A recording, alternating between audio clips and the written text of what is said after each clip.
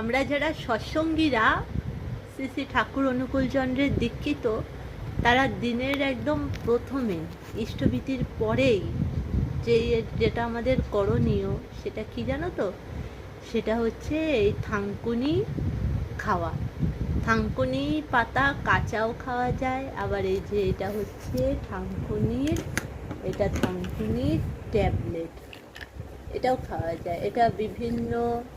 এটা আমাদের বিভিন্ন ঠাকুরের মন্দিরে আছে, আমাদের গুরুদেবের বিভিন্ন মন্দিরে এই ওষুধ ঠিক না, এটা আয়ুর্বেদিক একটা বড়ি। এটা খাওয়া দারুণ উপকার, শরীরের অনেক কাজ করে,